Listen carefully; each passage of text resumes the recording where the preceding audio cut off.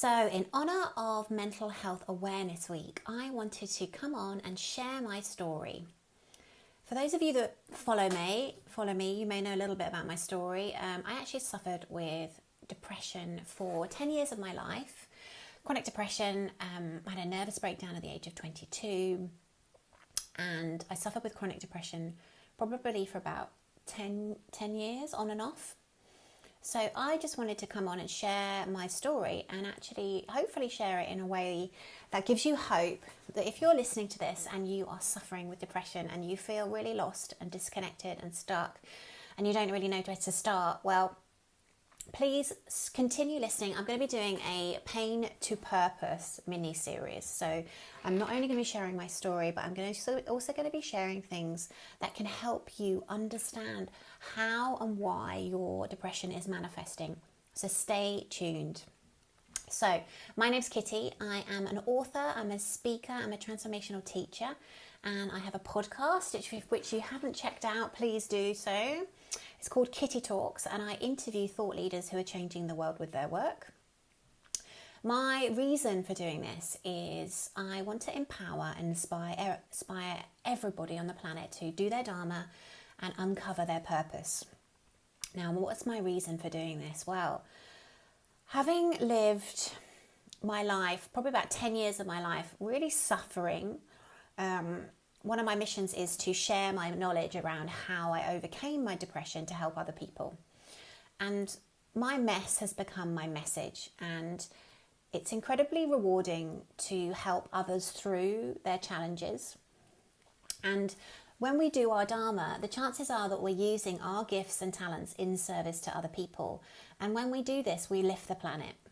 At the moment, we're at a critical point in humanity's existence, and it's really important that we empower and inspire people to uncover their purpose and make a difference on the planet. And actually, the reason I do that is because it's my way of making a difference. And I truly believe that if everybody did their Dharma, then the world would be a better place and we would come up with the solutions to the problems we have on the planet at the moment. So at the moment, you've only got 13% of the planet who are engaged, enjoying what they do on a daily basis. You imagine a machine that had only 13% of its parts working. That's what's happening on the planet. No wonder our world does not work very well. So my mission is to get everybody to do their Dharma. Now, my life didn't always look like this. I wasn't always an author, a speaker, a podcast host, a coach. I wasn't always happy. I wasn't anywhere near that, actually. Let me tell you a little bit about my story. So I grew up in what I would call a very sort of 2.4 family. We went on holiday once a year. We went to school. You know, we were lucky. We kind of what I would call very middle class family. I actually thought we were kind of very boring kind of family. And at the age of 21, I was working in town, and my mental health issues started to surface. I had a relationship with a gentleman who was engaged to be married to another woman. And I just hated myself, actually, because what I was doing I really felt was wrong. And I didn't tell anybody because I was so embarrassed about what was happening. But I had real feelings for this person and genuine feelings for them.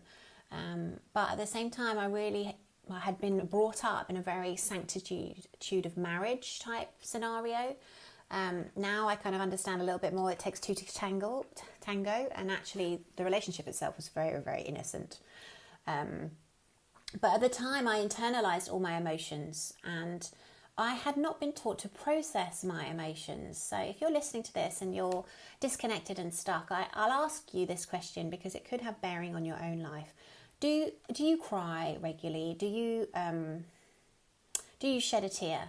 Because for me, crying I viewed as really weak, and so I didn't do it. And so what I did when I got upset was I drank. I kind of hid my pain within the alcohol. I would just go and get pissed, go and get shit-faced just to forget about it.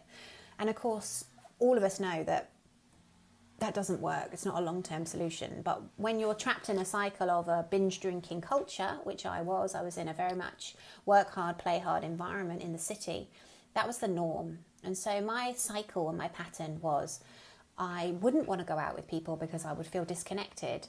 and stuck and depressed, and I knew it wasn't doing me any favours, but I wanted the connection from the friends, from the people. You know, it's quite sociable going to the pub. I was part of a group. So I really had this internal battle and internal struggle, because I knew my behaviour wasn't serving me, but at the same time it was really, I was lonely, basically. So I don't know if you can relate to this, but what I would love, if you're listening to this video, please just let me know that you're watching, that you're listening, #replay. I'm going to be doing this mini-series, so I'd love to know who is out there and who's listening, because I really feel like I've got something to contribute around the conversation of mental health. And I'm hoping you guys can learn from me and really learn from my mistakes. Well, I wouldn't say mistakes, but I'd learn from my journey, basically. So my story, I carried on probably, well, actually I had a nervous breakdown. The situation got so bad within my own mind that at one point I was driving home to my parents' house, and I literally had a complete mental breakdown and rang my mum and said, you know, I've got to come home. I just feel I can't do this any longer. And I rang up work and made some kind of shambles of an excuse, which they believed, because I've been a very good worker. And then I went to the doctors and I got antidepressants, but they didn't feel right for me. They really didn't feel, they made me feel numb, which I didn't like. So I